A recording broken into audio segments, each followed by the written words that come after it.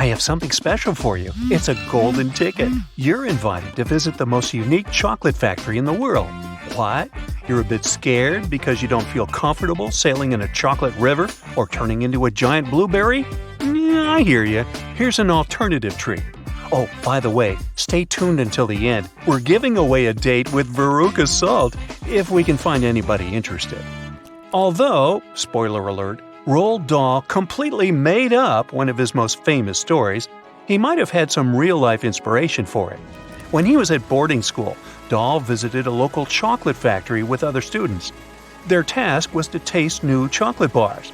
Now, that's what I call a good field trip. The curious young man was wondering how exactly they came up with different sorts of chocolate. He imagined there was a secret inventing room where people in white were experimenting with some boiling pots, sugar, and other components, creating real magic. 35 years later, Charlie and the Chocolate Factory came out and became one of his most successful works.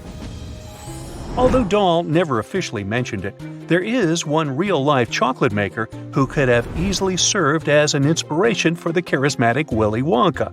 His name was Milton Hershey. Yes, the Hershey.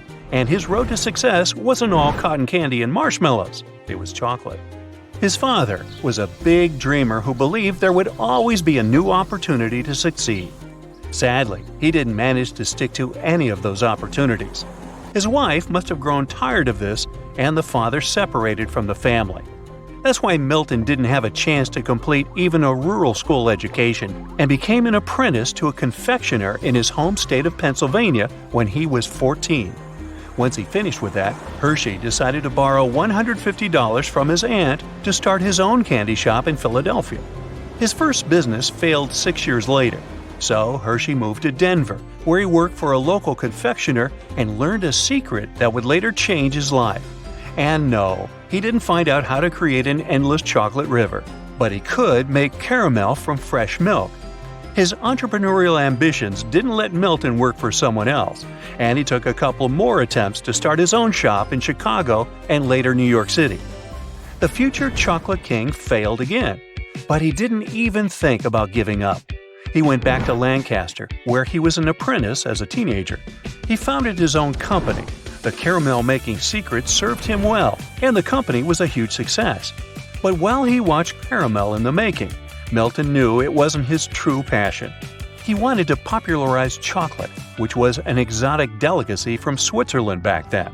So, Hershey sold his caramel business in 1900 for an impressive $1 million and purchased some new equipment. He started experimenting with boiled milk, sugar, and cacao beans to manufacture affordable milk chocolate for mass production. By the end of the year, he had already sold his very first Hershey bar. 5 years later, Hershey finished building his new factory that would become the largest chocolate manufacturing plant in the world. Now, how do you imagine a business tycoon whose property was worth millions of dollars? Extravagant parties, golden statues, trips around the world, throwing money around like chocolate wrappers. Speaking of the latter, Hershey was supposed to be on the Titanic on its fatal voyage and even made a deposit for the trip, but canceled it due to a business emergency. He might have been so lucky because he was an exceptionally kind-hearted and selfless person. Nothing like the image of a tycoon we just collectively created.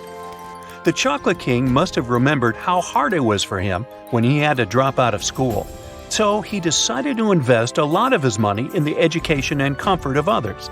He built not just a successful business, but a whole community around it, with schools, parks, recreational facilities, and housing for his staff. Those lucky people even got their own trolley system. As for his personal life, Hershey met his future wife, Catherine, at a candy shop in New York, of all places. It was his pre-successful business empire era, and he was delivering caramels. Since the couple couldn't have their own offspring, they decided to open a school for orphan boys. A couple of years after his wife unexpectedly passed away, Hershey transferred a big share of his wealth to the trust that funded their school. Even during the years of the Great Depression, when it would be more natural to take care of your own business, Milton wanted to support others in his town. He ordered a large hotel, a community building, and new offices for his company, creating many job opportunities at the construction sites. since Hershey believed that one is only happy in proportion as he makes others feel happy. He must have left this world as a really happy person. Another possible real-life inspiration for Willy Wonka could have been Samuel Carey. He produced chocolate and equipment for confectioners in the U.S. in the early 20th century. He published a whole catalog describing his factory in Glendale and the cool machines he used for work. One of those was the cocoa bean roaster. Unlike similar machines used at that time, it had both rapid and slow roasting modes and steam control. The chocolate beans came out perfectly evenly roasted. Other machines described in the catalog also had some unique talents. Now, we can trace the history of chocolate back to around 1500 BCE, but back then, it was nothing like your favorite chocolate bar. Ancient Olmecs, who lived in Central and South America, used cacao to make a ceremonial drink. They passed their knowledge to the Maya. It wasn't something only for the wealthy. If you had been invited to any meal at a regular Mayan house, you'd most likely see a chocolate drink on the table. They'd add some chili peppers, honey, or water to it. No one knows exactly how chocolate made its way to Europe. There's a version that says Christopher Columbus himself did it as he found cacao beans on a Mayan canoe which greeted him during his fourth voyage to America. By the later 15th century, it became a super popular drink at the Spanish court. Then the rumor spread to other countries. The Europeans, who weren't such huge fans of all things spicy, made their own version of ancient hot chocolate. They replaced chili peppers with cane sugar, cinnamon, and other spices and flavorings they were used to. Famous French queen Marie Antoinette loved hot chocolate so much that she brought her personal chocolate maker with her when she moved into the palace at Versailles. She introduced a new official title for him. I wonder if it still exists, and where do I send my CV? He experimented with new recipes and added things like orange blossom or sweet almonds to the drink. If you really want that job, you can try melting some chocolate right now with a tool like this, or even make your own chocolate fountain. Well, let's fast forward a bit, all the way to modern times. Currently, the largest chocolate factory in the world, based on production numbers, is located in Belgium.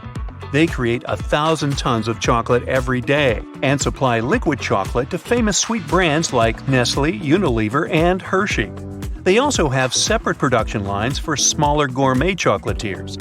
Over 900 people work at the factory, and the process doesn't ever stop.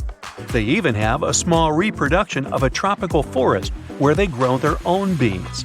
Doesn't it remind you of Willy Wonka's chocolate forest, or is it just me?